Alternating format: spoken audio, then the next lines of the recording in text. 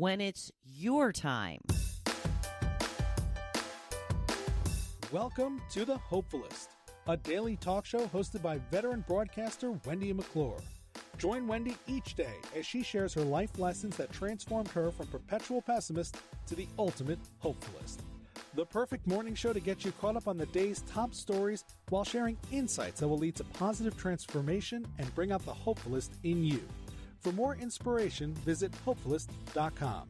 And now, here's your host and hopefulist, Wendy McClure. Hello and welcome to the Hopefulist. Thank you for joining me for your daily dose of inspiration and positivity.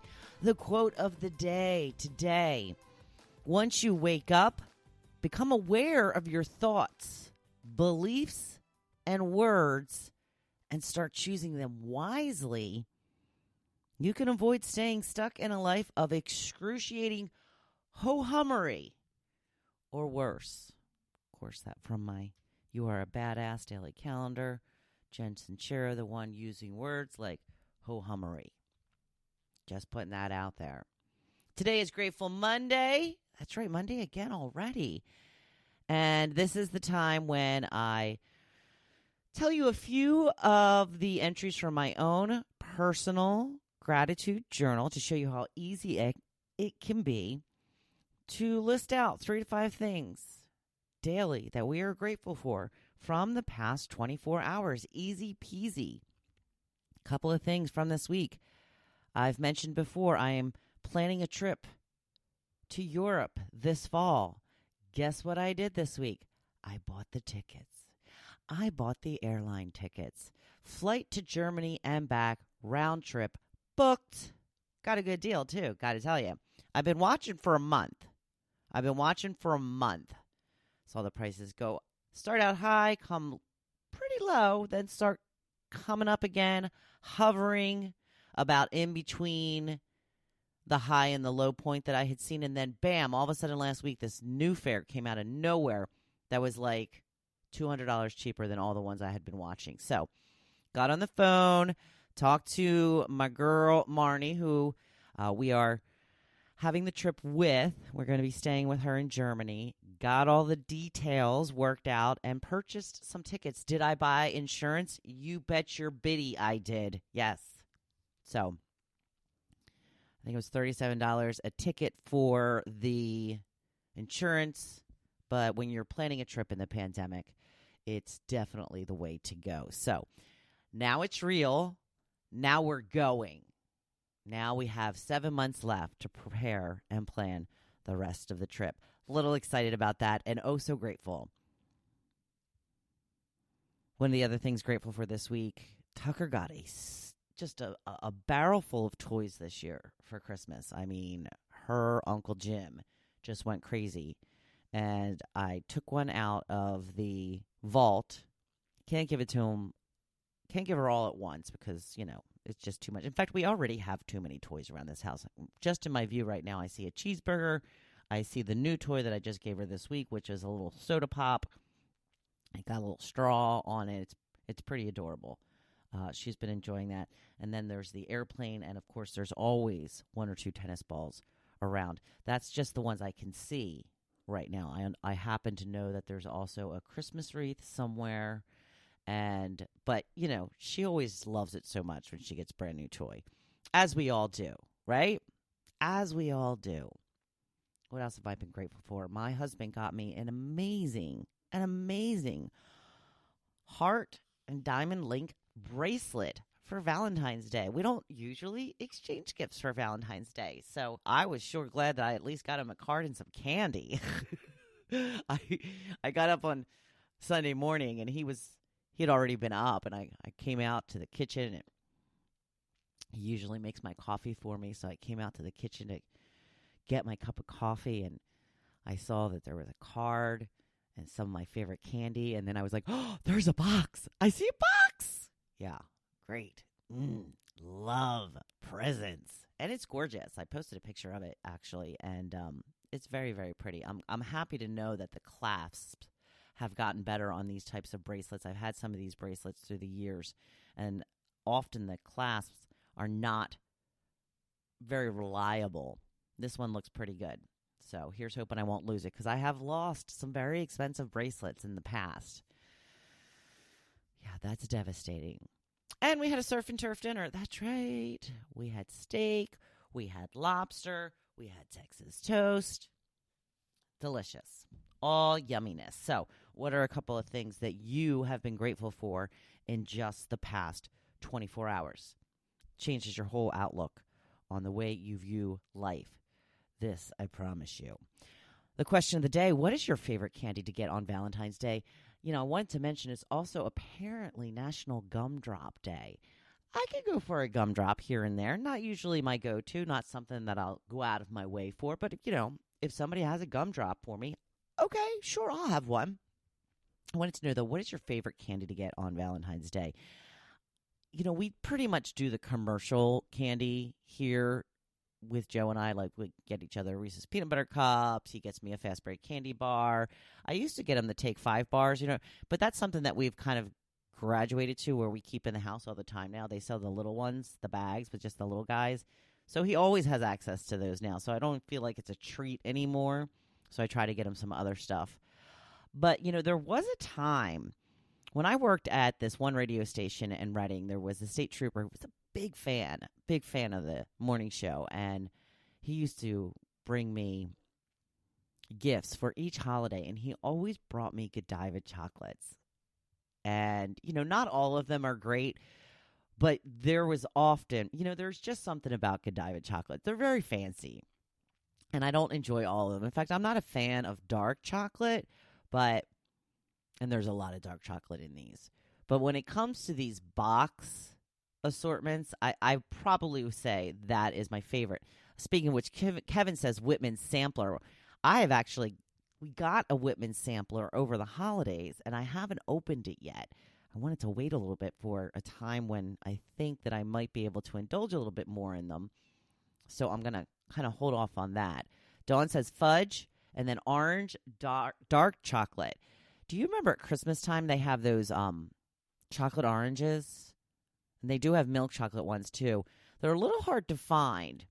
I was looking for one for Joe for Christmas. They're very good. Very, very good. Kathy and Adele both say chocolate-covered strawberries. Oh, love chocolate-covered strawberries. Love, love, love chocolate-covered strawberries. And Diane says dark chocolate by Dove. A lot of people like the dark chocolate, which is better for you. Has those good antioxidants, which, of course, is, I'm sure, the reason why I don't like them. I don't like dark chocolate really at all. The only time I eat it is on a York peppermint patty, because then there's so much more peppermint to it. You don't really notice the fact that it's that bitter chocolate. See, dark chocolate's bitter. It's just bitter. Ugh. On to the topic of the day. When it is your time. I posted up a couple of pictures from my Valentine's girl gathering. So I wanted to hear what's more fun, the actual picture that when finally everybody settled down and posed and ready to go, or the one of us actually getting ready for the picture. I definitely think it's the latter. It shows the true essence of who we are and what sort of time we're really having. After a wonderful Valentine's Day gathering, I wanted to share my fun and show my gratitude for my girls who made the day so special. Put up a post on the Hopefulist group about it. Then the next day, as I was scrolling through social media, I saw a long post to those ladies who are seeing posts such as mine about getting together with your girls and feeling envy and sadness that you didn't have the opportunity to indulge in some sort of gathering. Now, my first reaction was kind of feeling bad and guilty for maybe causing someone else inadequate feelings. Then, which is my go-to, I got mad. You know, because there's been many years I watched others celebrate the good things in their life with nothing to celebrate of my own. But then I felt bad again because I remember my own feelings of envy and sadness at not having the same. So I mulled things over for the rest of the day. I'm at a good place in my life right now. I have someone to celebrate and spoil me on Valentine's Day and a great group of girls to spend time with. But there were many years I didn't have either of these things. And ironically, I think Valentine's Day was invented for those who don't have a significant other, but now there is guilt associated with celebrating just with your girls. Now, much of the guilt that I felt yesterday was brought on by myself. Nobody was making me feel this way other than the way I'm taking the discussion around it. So am I taking it wrong, or should I feel bad about celebrating the moments I have been waiting many years for? Here's what I came up with. First, I've been blessed to have a lot of friends most of my life. Even so, there hasn't always been the chance for all of us to get together like I would have liked.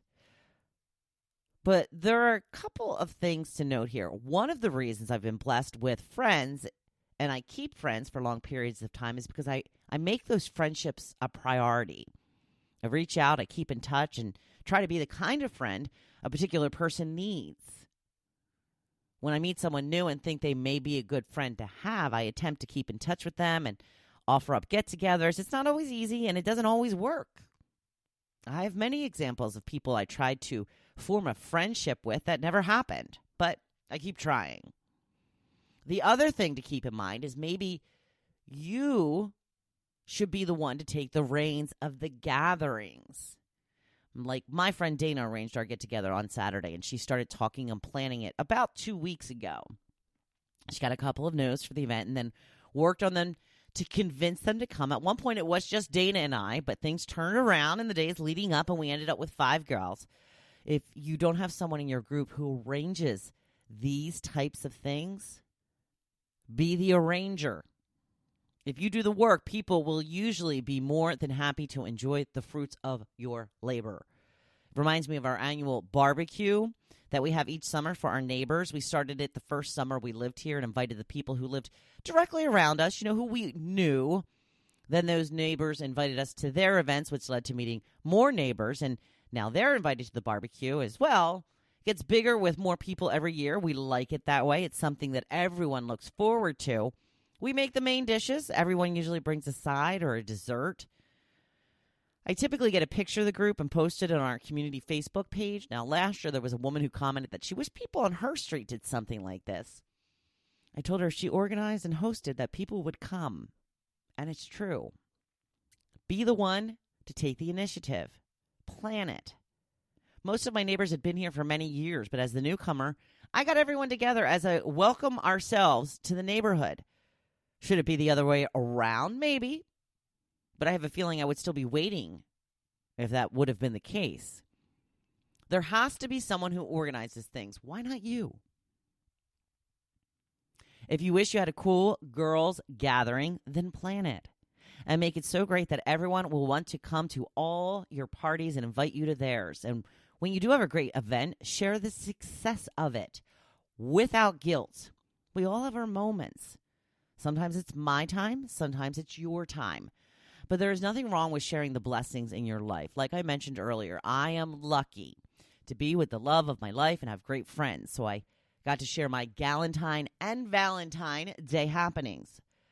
But there were many years I didn't have either of those things. So I won't allow self-induced guilt, that is, over whether I should be sharing my good fortune. We all have our time. We all have our time. And it's time for Monday already. A brand new week full of possibilities and opportunities. Now, go make them happen. And by the way, be your badass old self. I'm here cheering you on. Thank you for listening to The Hopefulist, hosted by Wendy McClure. For more inspiration, please visit hopefulist.com. Thanks, and we'll see you tomorrow on The Hopefulist.